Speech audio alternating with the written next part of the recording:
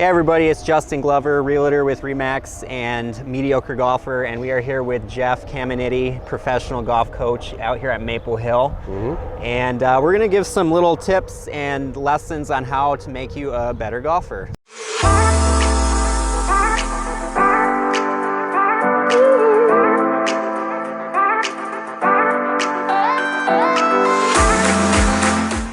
You know, I've golfed for quite a few years and I just kind of got the way I grab it, and I know that's always been hard for me to change, but why is the way you grab the club and grip so important? Yeah, Justin, it's really important because it's really the only foundation that we have, or connection that we have to the golf club. And so, you know, for instance, when I get somebody who slices the golf ball even a slight tweak in the grip can make a huge change, because our hands being on this golf club really are a huge reason of how we orientate this club face. Okay.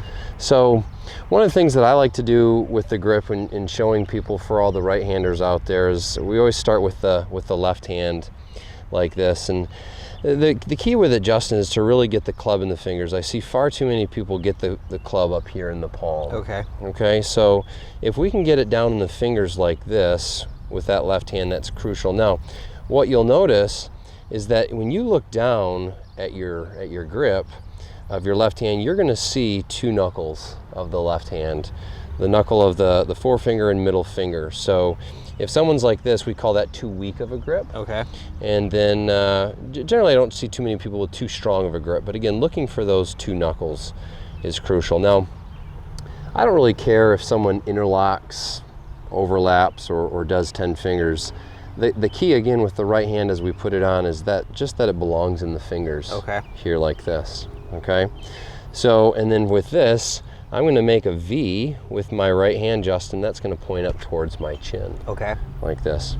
So that's the parts of placement, okay, at least, of the hand. So you don't necessarily care, you know, if they already got something that feels comfortable. You don't care if it's interlocking, because I know I interlock these two right here. Yep. And you just want to make sure it's in the fingers. That's right. And then what? We squeeze it nice and tight, or what do we do?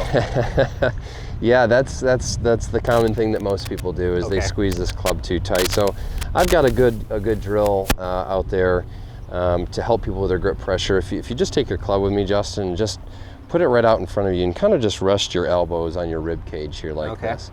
You want to hold this club as loosely as you can without the club falling out of your hands at this point. Okay. So I've used numbers before, where I've told people on a scale of 1 to 10, 1 being the lightest, 10 being the tightest, you'd be somewhere maybe around a 4 or 5. But I think that's kind of a subjective term. So I tell people, get this club out here, hold it as light as you can, and support it. And from there, I'm just bending at the waist, trying to maintain that same grip pressure. Okay. And now when I'm doing this, I can feel kind of right here in the meat of my hand, I feel the end of the club. Is that kind of what you're supposed to be feeling? Yeah, very much. I feel it definitely. Good question. In the last 3 fingers here of the left hand, or like you said, up against the butt end of my hand here, like that, in the meat of the hand. Okay. That's where most of my grip pressure feels.